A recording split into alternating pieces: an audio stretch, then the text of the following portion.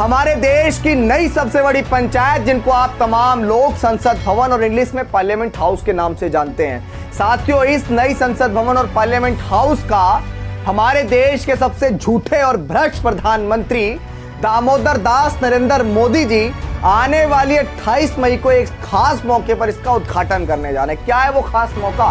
वो खास मौका है कि 28 मई को माफी वीर की जन्म जयंती है, जिनको आप दूसरा नाम वीर सावरकर के नाम से भी जानते हैं। साथियों, वीर सावरकर के जन्म जयंती के उपलक्ष्य में हमारे देश के प्रधानमंत्री नई संसद भवन का उद्घाटन कर रहे हैं। साथियों, मेरा सवाल है इस देश में रहने वाली तमाम जनता से, जो लोकतंत्र में विश्वास रखते हैं, संविधान में विश्वास रखते हैं। साथियों, आप जवाब जरूर दीजिएगा। क्या इस देश में भारत के संविधान के बिना लोकतंत्र की परिकल्पना कर पाना कहीं से भी मुमकिन लगता है? और लोकतंत्र के बिना किसी भी न्यायिक व्यवस्था का होना मुमकिन लगता है? और न्यायिक व्यवस्था के बिना क्या संसद भवन स्थापित हो सकता है? तो जितने भी बुद्धिजीवी लोग हैं, हालांकि कुछ मूर्ख भी यहां वीडियो देख रहे होंगे, जितने भी बुद्धिजीवी लोग हैं वो यही कहेंगे कि हाँ, संविधान के बिना लोकतंत्र नहीं है, लोकतंत्र के बिना न्यायिक व्यवस्था नहीं है, और न्यायिक व्यवस्था के बिना तो संसद भवन का कोई औचित्य ही नहीं बनता। ये वही पार्लियामेंट हाउस है जिसकी ओर बाबा साहेब अम्बेडकर इशारा करके कहते थे कि मेरे समाज के बच्चों, आपको इस देश का शासक बनना है, और इशारा करते थे उंगलियों से, जो उनकी अधिकतर प्रतिमाओं में आपको देखने को मिलेगा। ये वही भवन है जिसके अंदर बैठ के आपके पक्ष में और आपके विपक्ष में अधिकार सुनिश्चित होते हैं।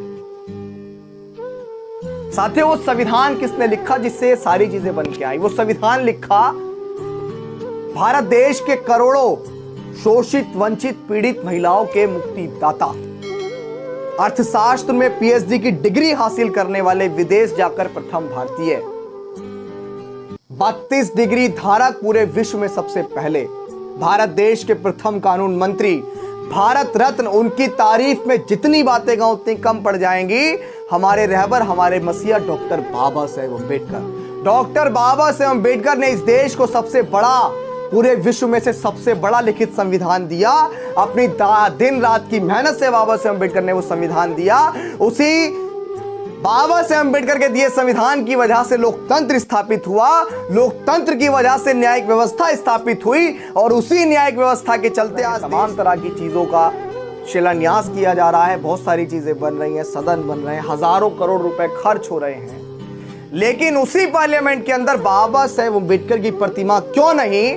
मेरा सवाल है इस देश के सबसे झूठे और भ्रष्ट प्रधानमंत्री से, जो बाबा साहेब अम्बेडकर का अनुयायी होने का सबसे बड़ा दावा करते हैं, जो प्रधानमंत्री बनने के बाद बाबा साहेब अम्बेडकर की तारीफों में पुल बांध देते हैं कि अगर बाबा साहेब अम्बेडकर नहीं होते तो एक चाय वाला कभी प्रधानमंत्री नहीं बन सकता था। लेकिन जब उनको सम्मान देने की बात होती है, क्या देश की सबसे बड़ी पंचायत जिसका आप उद्घाटन करने वाले 28 मई को, क्या बाबा साहेब अम्बेडकर के बिना उसकी परिकल्पना कर पाना भी मुमकिन था?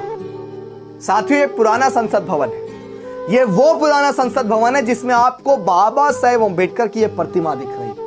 बाबा साहेब अम्बेडकर की ये प्रतिमा संसद भवन के अंदर लगना इसलिए जरूरी है क्योंकि बाबा साहेब अम्बेडकर ने इस देश में लोकतंत्र के लिए, और ये बात बाबा साहेब अम्बेडकर ने कही कि मैंने संविधान में इस देश में तमाम लोगों को वो अधिकार दिए कि जो वोट की वैल्यू एक राजा की होगी, वही वोट की वैल्यू एक निचले तबके की भी होगी। और अब राजा रानी के पेट से पैदा नहीं होगा, वो पैदा होगा तो बैलेट से पैदा होगा, लोकतंत्र से पैदा होगा।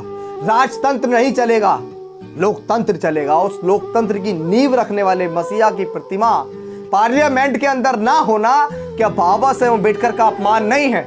मैं इस देश के तमाम लोगों से कहना चाहता हूं, यहां पे कुछ मूर्ख लोग भी मेरी वीडियोस को देख रहे होंगे जिन्हें सिर्फ हमारा विरोध करना है, लेकिन मैं उन तमाम लोगों से कहना चाहता हूं, क्या बाबा साहेब अम्बेडकर की प्रतिमा पार्लियामेंट हाउस के अंदर नहीं लगनी चाहिए? क्या इस देश में लोकतंत्र की नींव रखने वाले व्यक्ति की प्रतिमा पार्लियामेंट के अंदर नहीं लगनी चाहिए?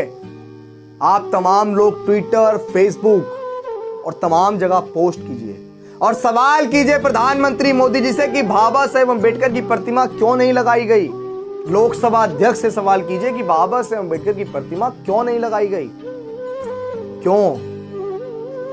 अब बहुत सारे लोग कहेंगे कि सवाल करने से क्या होगा। यार, जिस समाज के नेता आपस में बिखरे हुए हों, समाज के लोग सिर्फ सवाल ही तो कर सकते हैं। कुछ आलोचक भी ऐसे होते हैं कि नेता कुछ करना भी चाहे तो वो नहीं करने देते हैं। तो यार अब सवाल तो कर ही सकते हैं, क्योंकि जिस समाज में हम पैदा हुए हैं उस समाज में बहुत से ऐसे महापुरुष हुए जिन्होंने बहुत कुछ किया, लेकिन वर्तमान समय में तो जिस चीज से सवाल उठते हैं वो सारी चीजें शांति पड़ी है। क्या कोई भी इक्का दुक्का व्यक्ति बाबा साहेब अम्बेडकर की प्रतिमा को वहां स्थापित करवा सकता है? देश की सबसे बड़ी पंचायत में नहीं करवा सकता है। अगर बाबा साहेब अम्बेडकर की प्रतिमा पार्लियामेंट हाउस के अंदर लगवानी है तो पूरे बहुजन समाज को और उसके बाद जो लोग बाबा साहेब अम्बेडकर में अपनी पूर्ण आस्था रखते हैं उन लोगों को सड़कों पे उतरना पड़ेगा कि जब तक पार्लियामेंट हाउस के अंदर बाबा साहेब अम्बेडकर की प्रतिमा नहीं लगेगी हम लोग नए संसद भवन के अंदर सदन को नहीं लगने देंगे। जय भीम, जय भारत, जय संविधान।